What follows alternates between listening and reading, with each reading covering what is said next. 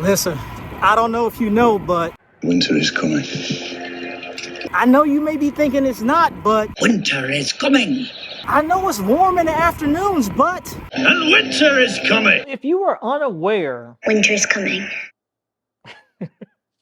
let me stop messing with y'all. But for real, man, the weather is changing, bro. It's about to start getting cold, and I want to say this week, man, the time changes, and then that's gonna change everything, right? So my question is, once this weather changes, right? Are you a cold weather rider? Because me, I am not, bro. I freaking hate the cold. I don't want to be outside in the cold. I don't want to ride in the cold, right? And I'm telling myself this year to change that. And I'm going to make an attempt, right?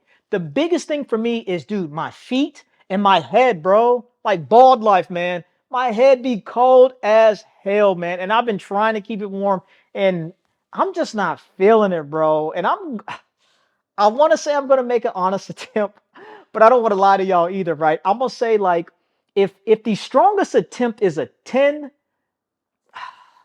I'm probably gonna try like at a 3. I'm gonna try to like a 3 to at least do some riding outside. I got some gloves. I got some stuff for my feet, and I picked up some knee warmers, and I got some arm warmers. I'm gonna try it, man. But I'm really gonna be on Zwift. That's my life, bro. And I know so many people that they don't Zwift. They're just not feeling it. Are you a Zwifter? Why not? Right? My Zwift setup is pretty legit, man. I really can't complain. I have the full Wahoo ecosystem, man. I got the Wahoo Kicker version 5. I got the access feed on the joint. I got the Kicker Climb. I got the Wahoo fan. I got everything, man. And I really love it, man. I use my Apple TV as the interface. I have a 55-inch TV as my main display, and then I have a 42-inch TV as a secondary display in case I want to, watch some Robb Armstrong while I'm riding or whatever. And then I got like a little Bose surround sound stereo hooked up when I'm listening to music. So my setup is pretty tight, man. I'm actually going to do a video on my full indoor training setup just to show people what it looks like, because I've had questions on that in the past, and I was going to do that last year, but for some reason it kind of got away from me. Um, but I need to do that, right? And it's been a minute since I've been on here, man, but I have been riding a bike. I actually just got done riding right now. I had a crazy good ride, man. I rode like 47 miles. The weather was perfect. There was a lot of people out there, man. I had a great freaking ride, man. And then I had like a decent sprint effort. This has probably been one of the best sprints that I had in a while, bro. I think I laid down like 14 something watts, like 1430, maybe like 1470. And that's a pretty good number for me. I think the most watts I put out last year was I had a decent sprint and it was like a 1533. Now, on any given day on the bike, I can probably lay down at least like 1100 watts, like any given day, regardless how I feel. If I'm feeling good, I can usually dip into like the 12, maybe the 13. Now, if I jump into like the 14, 15, dude, I'm feeling pretty good on the bike, right? Now, one of the things that I think made me feel good on the bike is before I was riding a 38 bar for forever, right? And then I had a bike fit earlier this year, and it was like, hey man, you should go to a 40 bar because it'd probably be more comfortable for you. So I went to a 40 bar, right? Now my Bianchi has the 40 bar, and my Trek has the 38 bar. And I recently put the 38 back on the Trek, I say maybe like 2, 3 months ago, right? And I'm not liking it. I'm feeling way more comfortable on the 40, and I haven't really been riding my Trek lately. I've been riding my Bianchi. And on the 40, I just feel like I have more balance, and I definitely feel like I have more leverage because when I ride the bike, I like to rock the bike. That's just me. When I'm out the saddle, I like to rock the bike, and when I sprint, I definitely rock the bike. And then sprinting is like some of it's power, but I think more of it's coordination and getting your rhythm down to where you can produce power and be in a aero position, right? And one of the things that I know about sprinting that works for me is I call it the wind up. And that's when I have the bike and it's like I'm kind of winding up my arms in my legs, and it's kind of like working in unison. I got like a little harmony going, and I can put out good power, get a good rhythm, and I can have a pretty decent sprint. Now, what I've been noticing is on the 38 bar, it's hard for me to get that rhythm down because I kind of feel like I'm too narrow, man. I can't get that wind up, and I can't get that harmony going. I can't get that rhythm going to help me produce power. So I've been riding the 38s on my trek for a while. So I've been having like okay sprints. You know, like I said, I'm dipping into like the 1,000 watts, 1,100 watts, but never nothing larger than that, like the 12, 13. I ain't been there in kind of like a while. But jumping on the Bianchi back to the 40 bar, man, I've been winding it up and I've been dipping back up to the higher power numbers when I'm jumping in the sprint, right? So with all that information and how the performance has been working for me, check me out on this, right? The other day, I hop on my buddy's bike, and my buddy Chris, he's like 6'2", 220, way bigger dude. And he got like a giant bike. He always talks shit about my bikes, right? He always like, man, you ride them little teeny bikes, right? So anyway, I jump on his bike, and I just want to see what the bike feel like. And I get on the bike, and he's got 42s, right? And I get on there, and when I see the 42s, I'm thinking like bus driver. That's what I'm thinking about, right? But when I get on the bike, I kind of ride. I'm like, dude, these 42s really don't feel too bad. I felt like if I would have just tilted the hoods in a little bit more, it probably would have been pretty decent, right? I roll the Cannondale knot system on both my bikes, and I speak highly on that system. I absolutely love that system. And one of the things I like about it is the bar and stem is separate. It just looks like a clean one-piece system. I jump on eBay and I look for some Cannondale bars, right? Dude, I find a set of 42s for $100. I bought them. I bought them. They're going to be here. Today's Sunday. I'm looking at my watch, right? Today's Sunday. They're going to be here tomorrow. And I'm going to reconfigure my Bianchi, man. I'm going to go from the 40 to the 42s. Now, that sounds kind of extreme, but I'm very interested to see how the bike feels, but I'm more interested in how is the sprint going to feel and how does it feel out of the saddle. Because I'm thinking when I'm out the saddle, like I said, going from the 38 back to the 40, it feels so much better like out the saddle. I got like the balance. I can rock the bike. Having that 42, it should be even, I should have even more leverage to do that. And then in the sprint, when I get that harmony going and that rhythm, I should be able to generate some power, right? And if I think about anything that I know from like working on cars in the past and things like that, I know back in the day, you trying to like take off a lug nut, or you got like a bolt that's like damn near frozen on the car, the best way to get it off is you need leverage. And one of the things I do, like I got a floor jack, right? I would put the socket on the bolt and I'd have like the wrench or whatever, but then I'll take my floor jack handle, put it on the end, and then it's like super long, right? It's like bigger than the whole screen, right? But I got that leverage and it's just easy. And I barely crank it and it just breaks right off. So that's kind of like what I'm thinking about on the 42s. I'm like, man, I'm going to have so much leverage. I should be able to generate some good power. And I know that narrow is arrow, but it's a trade-off that I think I'm willing to risk, right? Because I already ride pretty low on the bike, lower than the majority of people. Most time when people see me on the bike, the one thing people always say is like, dude, you look freaking arrow on the bike. I'm just comfortable being low. So I'm like, I'm already got my aero benefits just from being low. And if I really, really need to be a little bit in, it ain't nothing just to kind of tuck my arms in.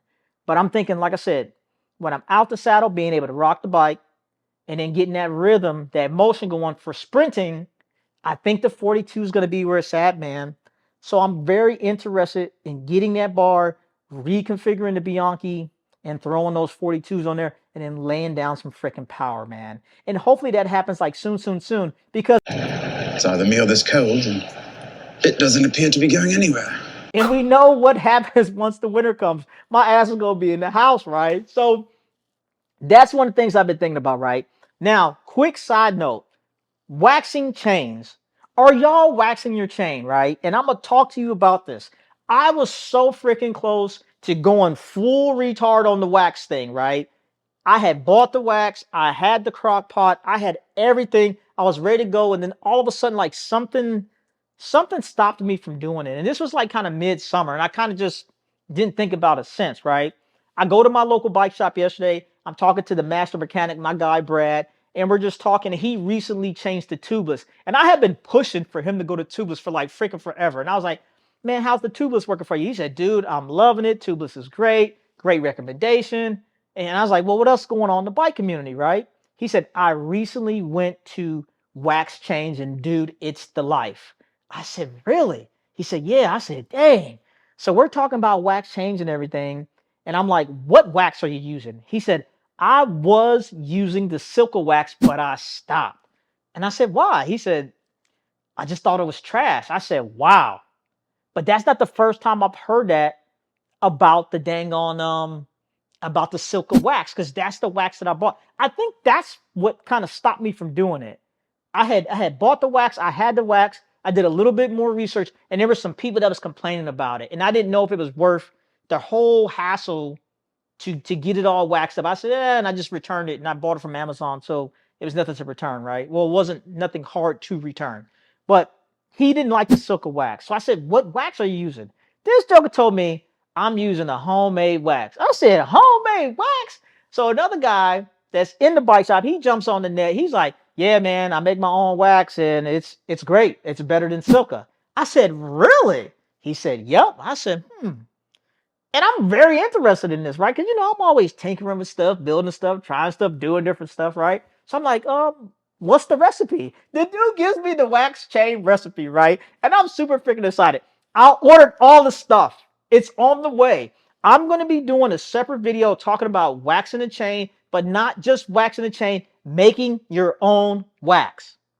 For the cost of the Silka wax, I want to say the Silka wax was like $45 or so. You can buy enough material to do like, I want to say like 3 times the amount. And just like the whole process, if you just want to do one batch, I want to say the materials was like $15. The recipe is it's 2 ingredients, and it's just knowing how much of it to get the right ratio for to make the recipe work. But I'm not going to tell you what that is, because I'm going to do a whole video about that. But that's coming. I'm about to go to the wax chain life, bro. And when I say the wax chain life, I'm talking about all my bikes. I'm talking about my dang on trainer bike, because I'm going to be riding inside during the winter, right? Winter is coming. I'm looking forward to it, man. And I'm trying to see what it's about, man. And the question to y'all, are you waxing your chain? If you are, what wax are you using? If you are using the Silka wax, or have been using the Silka wax, is it working for you? Have you had any issues, right? Now, the only thing that I'm not sure about in regards to the wax chain process is, how do I want to initially clean my chain? There's a couple different ways you could do it. A lot of people go with like the kind of mason jar thing, and you do like 100% alcohol, some acetone, and like some other stuff to kind of work through the process until it's clear, clear, clear. But another way you could do it, you could get you an ultrasonic cleaner. And I was thinking about buying me an ultrasonic cleaner, and I want to get like a halfway decent one. I'm probably going to spend maybe like 150, 200 bucks on it. But for me, it's going to serve double duty, because I do a lot of gun stuff too. For those of you that watch my gun stuff, and there's a lot of little gun parts that I'm always cleaning. If I had an ultrasonic cleaner, I could just throw it in there. So if I had a decent one, or one large enough, I could throw gun parts in there, I could throw bike parts in there, and it's just going to work for me. I'm really thinking about getting me an ultrasonic cleaner. I think for the long run, it's going to be better for the process. It's going to make things easier. It's going to make things smoother. And I think it's a nice piece of equipment to have for my lifestyle and the things that I do. So also, if you guys are waxing your chain, how did you get going on the initial process? And one of the things I've heard, it's better to start with a brand new chain. So I did order a brand new chain, because I was going to replace the chain on my Trek anyway. Because right now on my Trek, I'm running a 5342 chain ring setup, and I'm switching that. I'm going to a 5440, and going from the 53 to the 54, the chain ring's a little bit bigger. And then also I got a huge pulley system, right? The Kogo Colossus joint is freaking huge, right? To accommodate the size difference from both of that, I was like, I probably need a chain that's a little bit longer. And since I'm about to go to the wax chain thing, is like, I might as well just go ahead and get a new chain and start there. And I thought about just getting a brand new chain for the Bianchi, but I didn't want to do that because my Bianchi chain is kind of like it's a special chain. It's kind of like a rainbow, purple, neo kind of color. And I don't want to go out and buy another one. I'd rather just clean that one really good and start from there. So that's what I think I'm going to do with that. But that's what's coming up, bro. Riding inside, possibly a little outside. The wax chain recipe. I'm going to give it to you, right? And I think that's just about it, man. If you were liking the content, please consider subscribing to the channel. The channel is doing outstanding. I'm almost at 2,000 subscribers. I can't believe it, bro. I really appreciate the likes, the feedback, everything. But that's all I got for y'all. It's your boy, Robb Armstrong, and I'm out. To the floor, to the couch. Might wake the neighbors up. Break you in and break you out. In the end, we gon' make a child. Then we gon' hit the show. Part 2, we don't need no pause.